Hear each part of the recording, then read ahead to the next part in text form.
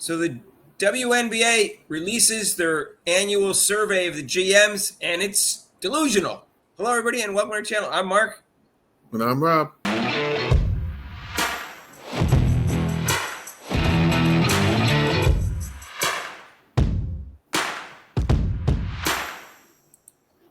So, hey, if you haven't subscribed to our channel yet, please do so. The notification bell when you do so you get notified of our next video. Join us live for the opening game against the Sky on Saturday at 3 o'clock, and join us for King Clark's crossover on Monday and Thursday, 6 to 7 and 5:30, 6:30 respectively. And we got guest podcasters, and it's really cool, except for major holidays like Memorial Day. All right, so Rob, this, I didn't even know they did this because I did notice it last year, but I guess the big deal. So we got more people out there. People found it and saw it. And so the WNBA website has this. Probably most people heard about it by now because a lot of people are regular Caitlin Clark followers. But it's a big, long survey of the 13 GMs. But I guess there's only 12 GMs right now. I think the Aces don't have a GM. You can't vote for your own team or player. That was the one rule. So, and it explains that in the beginning. So here's the survey. In the last paragraph, it says that you can't vote for your own team or personnel. So the first result, and this is not a 60% chance. This just means 60% of them voted for Minnesota to win the championship, and only 10% for the Fever, and only 20% for the defending champs. So people are going on that theory that the Lynx are hungrier than everybody else because they lost a game that they thought they got ripped off by the refs. I don't know how they could put Minnesota by that much, 60%. That's a lot. Well, it's just the number of people that voted for it, right? So, Next one is who will be the MVP. A lot of people think Napheesa Collier is on the warpath, and she's hungrier than A'ja Wilson, and Minnesota's going to win the finals, which means they're probably going to have one of the top two best records in the league. So that will bode well for Napheesa Collier. And Caitlin Clark only got one vote, Rob, 8%. That's going to be one vote. Like I said, I think Collier's on a mission this year. I put Clark over Wilson. Actually, I mean, like I said, I'm kind of hedging towards Clark to be MVP because just looking at the ways that she's improved her game, I think she's definitely going to be up there. I think it's going to be a neck and neck between her and Collier, just depending on how the records are and how they play. Yeah, I explained this last night on the live show, Rob. For the next 15 years or 12 years, as long as Caitlin Clark is healthy, she will be a favorite to win the MVP, at least not necessarily the favorite every year, but one of the top two favorites or so every year. I think unless someone phenomenal comes around, because of the way she makes her teammates better. She makes her teammates better to a larger degree than anyone else in the league, by maybe twice as much. And that's a big factor if you're thinking about MVP, because it's not just best player. It's, most valuable, who made their team better, who gave your team the most wins, most likely to win, based upon the fact that you're on the team. So I think Caitlin Clark, because of not only she's a point guard, but she's a point guard who's a great passer and runs a fast offense, that she makes that team win. And I think that's a major reason is how you improve with your teammates. That's why you're most valuable player, right? Not just individual. How many points you score or whatever. It's, do you make your team better, which she definitely does. And with new players on a team, that's why they're there. Otherwise, they wouldn't be there. They know that. They see that. And despite what you see in the results coming down below, she is clearly better than anyone else at doing that. And so that's why I think she's going to be a favorite every year to win it. That's just me. Maybe I'm delusional. I'm not saying she's going to win it every year. We know that doesn't happen. Jordan only won 5. Although she should have won 9. But we know that's not going to happen. And then the voters aren't 100% for her. We saw like 14 voters last year left her out of the top 5. So out of the 67 voters. So anyways, that was kind of surprising. That was 67%, because the odds are right now A'ja Wilson and Caitlin Clark are at the top. These GMs, by the way, Rob, in looking at this survey, they're old school WNBA. They still haven't accepted Caitlin Clark yet. I can tell they're old school. Yeah, for whatever reason, they're old school. You'll see this as the survey goes down here. It seems like it. All right. So here's the next two questions. Next 3 questions are on the screen there. If you started in a franchise today and could sign any player in the WNBA, who would it be? I can't believe Caitlin Clark didn't get every vote except for the GM of the Indiana Fever, who couldn't vote for their own player. 50%. 33%. 50%. I'm sorry, 50%. Yeah. That's so strange. Everything else is high. That's definitely should be like at least 70 or 80. I thought she would have got every vote. But yeah. That's me. So she hasn't won a championship yet. So they're holding back. They can't see the future. They don't want. They can't be able to see it. In my opinion, they can't admit it, Mark. They cannot admit it yet. They don't want. Like you said, they're old school. They don't see that future yet. They can't do that. Otherwise, they're still scared of the players. How dare you put her that higher percentage? So it will be really interesting because they have last year's survey as a link to this, but we won't have time for that in this video. But it will be interesting to see the survey next year if Caitlin Clark wins the MVP and the Fever win the championship. How all these survey questions change, Rob, because now they're not willing to accept it. They kind of like a wait and see answer. You can see as the questions go along, there's a wait and see answer about the Fever and Caitlin Clark in terms of how good she is and how good she's going to be. Because I can see how good she's going to be, and Fever and Caitlin Clark fans can see how good she's going to be. I don't think the GMs are willing to admit that or can't see it. There can only be a few reasons for this, Rob. You don't have knowledge, you don't have brains, or you're biased. That's the only reasons I can think of that you're going to be off in a survey like this in terms of analysts in sports. Well, I think they're also scared, Mark, of what? No, they're just scared of admitting. Well, it's anonymous, though, Rob, so I'm not sure that's a big factor. But, okay, that's a fourth minor one. But in terms of smart, they have to be smart. They're a GM of a sports league. They didn't get to that top. People didn't hire them as a GM because they weren't smart. So that's got to be. And you have to think they're knowledgeable, Rob, of the sport and the game. They're GM of a league. So you'd have to think they're knowledgeable of the league because they're actively involved in players and everything like that. So that leaves bias. That leaves bias. Yeah. That's all I think of. There could be old school bias. It could be racial bias. It could be sexuality bias. I don't know, but that leaves bias to me because there's no way they're not knowledgeable and intelligent. It's stupid take, but that doesn't make them stupid. Yeah, I'll go with the bias. That's my opinion. What's that, Rob? I said I'll go with them being more biased. Yeah. So, anyways, the next question is which player forces opposing coaches to make the most adjustments? Now, think about what I just said, and then look at this answer here, and think about who got double teamed and triple teamed and blitzed last year. Right. I was just going to say that, Mark. What team? Like when last year, when I would say when you're playing Caitlin Clark, what name are they putting on the board as a coach? You're a coach. What are you putting on the board? Who are you want to stop? Sophia Cunningham, Mitchell. You might put up there, but the key person you're going to put up there, a big circle around it, is Clark. Well, Rob, it was last year, and she was a rookie. Imagine this year when she's better. This should be 100% Caitlin Clark. It was 100% last year when she wasn't even the best player in the league. When she was struggling, she was still got more attention than everybody else. What is it going to be now when she's not struggling and the team's winning and she's even better? Right. All of a sudden it's changed. It's a bizarre answer, all of a sudden it's changed. Yeah, all of a sudden it's changed, right? No, it hasn't changed. Actually, it's like I said, it better be the number one concern for most coaches. I would, if I'm coaching, I'm not worried about. I mean, I'm putting Asia Wilson, but if I'm coaching, I'm putting Caitlin Clark first. That's the one who I want to stop. And not only isn't this the answer for what it's going to be this year, it wasn't the answer last year because we saw what happened. Asia Wilson, Rob, yeah, you have to double team her sometimes, but she has not shown that she's a really good passer.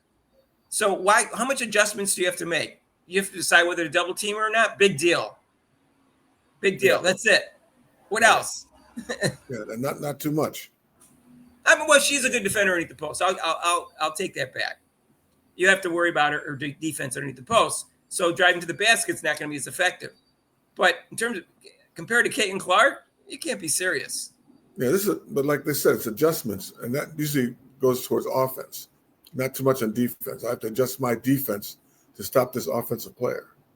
Right, and Brianna Stewart looks like she got 3 GMs to take her, and She didn't have a great year last year, and she's not underneath the post for on defense.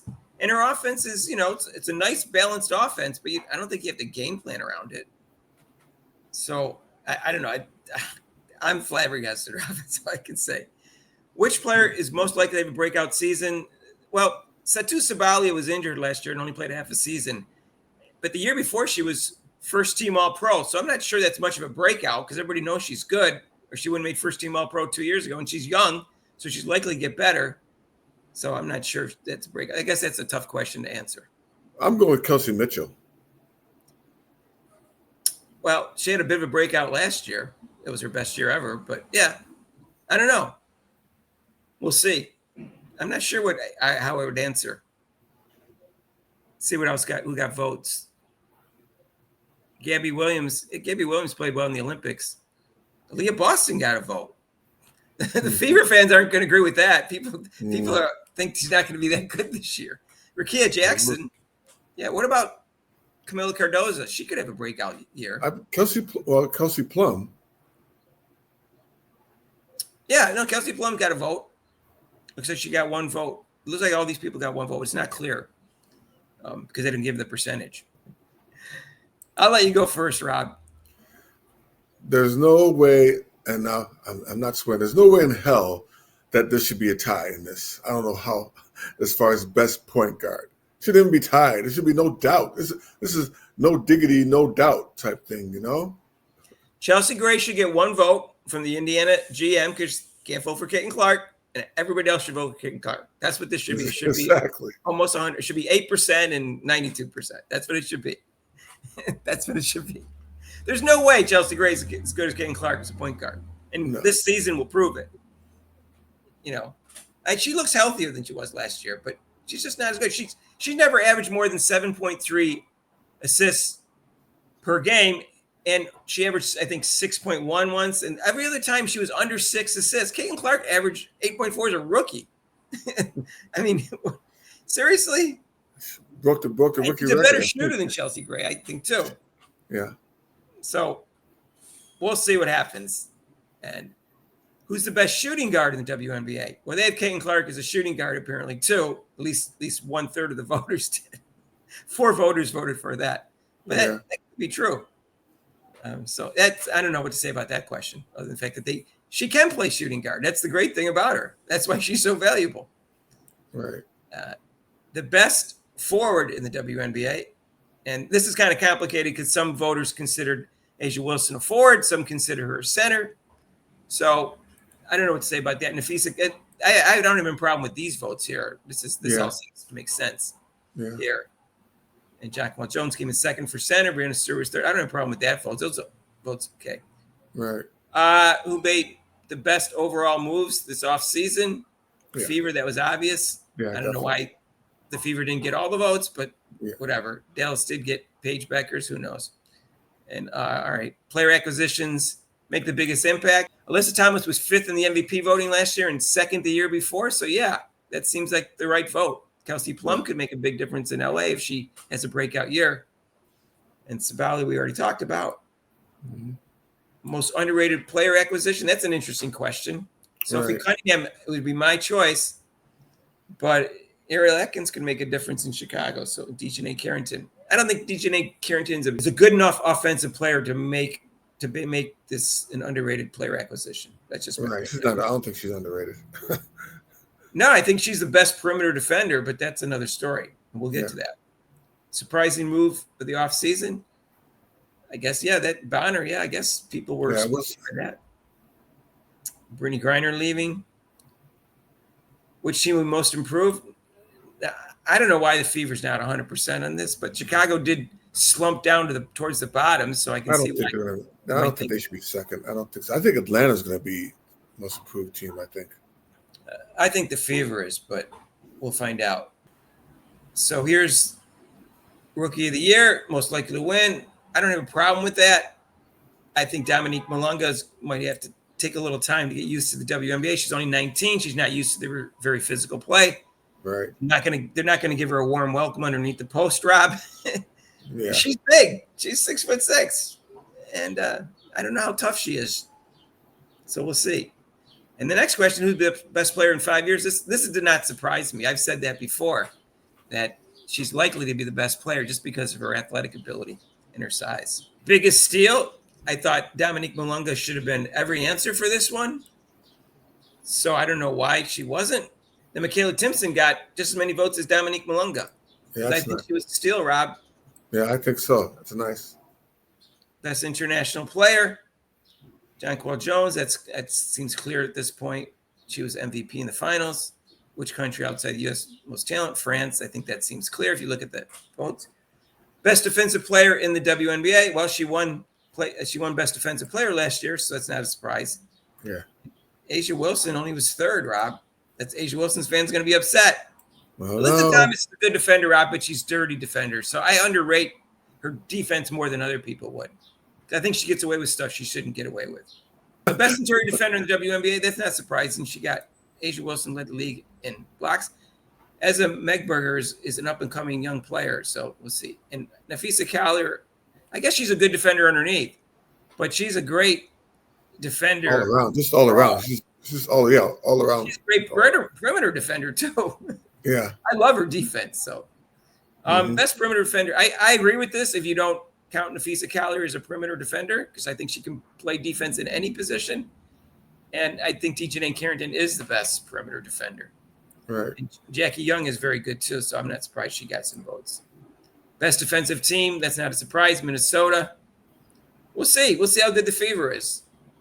Best head coach, no surprise, Cheryl Reeve and Becky Hammond second. That's not a surprise. Motivator, Cheryl Reeve, then Becky Hammond. Stephanie White got 27. She got 3 votes, Rob. 27%. It was like 3 votes. Which head coach makes the best in-game adjustments? Cheryl Reeve. Why not? She's the best coach. All right. Best offense, Cheryl Reeve and Becky Hammond tied. They like the Vegas offense. Which new or relocated head coach make the biggest impact? Stephanie White. That's what my choice is. Now, Tyler Marsh can make an impact, Rob, just because their coach last year, Teresa Weatherspoon, was terrible also, and so was Christy Sides. So that's why those 2 people are up there. Right. Who make the best head coach? Chelsea Gray. Both point guards. Courtney Vanderson second. Wait a minute, Mark. They left out Caitlin Clark. I'm sorry. She's a coach on the floor. She should be in there. Yeah, I don't think she's established herself in their minds yet, because these are veteran players. I guess they were thinking of players who are close to retiring. Vanderson's 36. I don't know. Chelsea Gray's 30-something. Oh, okay. They're doing it that way. Okay. I'm just saying in their head. But do I think Caitlin Clark? Yeah, I think Caitlin Clark will be a fantastic head coach. Dawn Staley, who's retired player, isn't coaching. Should be. Dawn Staley's not taking a pay cut, so that's not happening. Lisa Leslie, Rob, she has not coached 5-on-5 basketball yet, and that's why she probably didn't get the head coaching jobs. So she needs to put her dues in, I think they think. But Sue Bird would be a good head coach. She might be too nice, but I don't know. Candace Dupree, I don't know that much about. Which 2 teams will be in the conference? Commissioner's Cup. I don't care about the Commissioner's Cup. Yeah. Which team most fun to watch? I don't see how the Indiana Fever didn't get every vote, Rob. This is flabbergasted by that. Should be 90.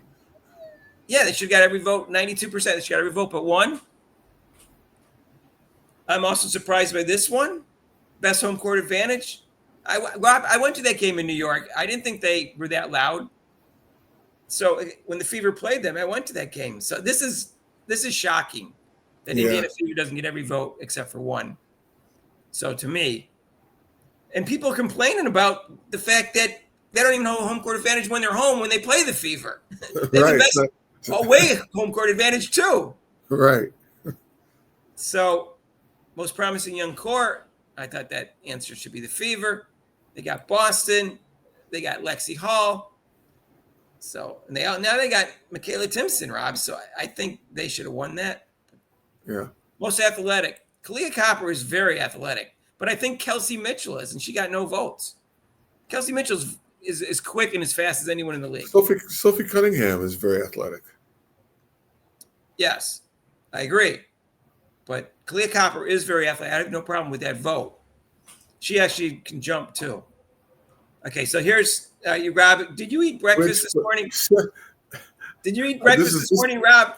I'm starting to feel a little nauseous now, Mark. 79%, the best passer, Gray. I'm I'm definitely lost for words So on of this. the 12 GMs I could vote for, Caitlin Clark only got 3, unless there were 11 GMs they could vote for because the That's Aces don't have a GM. So she got 3 votes. Rob, this is my personal opinion. I can't prove it. I think Caitlin Clark has been the best passer in the history of women's basketball since she was a junior in college. About halfway through the season, I was watching. I go, she's the best passer I've ever seen. That's my personal opinion. I've seen Chelsea Gray play. There's no way she's as good as passer as Caitlin Clark. my personal opinion, Mark, is she is the best passing guard, and I'm almost including the NBA that I've ever seen. Oh yeah. So she's the best passer I've ever seen. So I mean, for her to not even be put at 25th or that's really crazy. No, I think if you include men, she's in the top 10 or 20 already as a freshman. Yes. And I don't want to go too crazy with it because she's only played 1 year in the pros. But she's up there with the best passers in the history of the NBA. But like you've seen her junior year. I've seen her in college. Even the best passers that transcended into WNBA, they really didn't transcend that much as she has. Yeah, she'll go down as one of the 5 greatest passers of all time, men or women. Right. I'm not going to say she's going to pass up Magic Johnson or upset Magic Johnson fans or whoever you think is the best passer in NBA history. Someone said Nate Archibald was recently. He was. Nate Archibald was pretty good. You say Stockton. You can say Steve Nash. You can say Jason Kidd. You can say Chris Paul. But whatever, she's going to be in that top 5 or 6 of all time, Robin. I think so. Who is the best leader? Okay, Nafisa Collier is a better leader to me because she has a better personality. And A'ja Wilson decided last year that her locker room sucked for championship run and did nothing about it, and then was a poor leader last year. So that's surprising to me. Most versatile player, I agree with this, Nafisa Collier. Yes, I agree with this one. Because she's an excellent defender and an excellent offensive. Brianna Stewart, too. A'ja Wilson is a versatile player. I can see her getting a vote. Those three are great offensive players and great defensive players. I have no problem with any of them getting votes. All right, this is a joke. Again, another. I don't know. Caitlin Clark has the best IQ I've ever seen in women's basketball history, and that's my personal opinion. And I think she's going to go down. Same thing, Robbie. Even if you throw the men in there, she's going to go down as one of the 5 highest IQs in basketball history. As a coach, you like I tell you, you have a player. Sometimes you're coaching and you're missing some things, and you need someone on the court who can tell your players what this or they see, or even come over to you and say, "Coach, we should try this." And that's what Caitlin Clark is. So she's definitely has a very high basketball IQ. Okay. As you can tell, look at this next answer. These GMs love Chelsea Gray, and they overrate Chelsea Gray, in my opinion. But we'll see how she's supposedly almost 100% healthy this year, so we'll see how good she is. I didn't watch her play before last year, so we'll see. Which player taking a shot game on? I will say Chelsea Gray makes difficult shots, Rob. Yes, she does. I can see why she got votes in this one, but for me, Caitlin Clark. Yeah, I'm giving the ball to Caitlin Clark.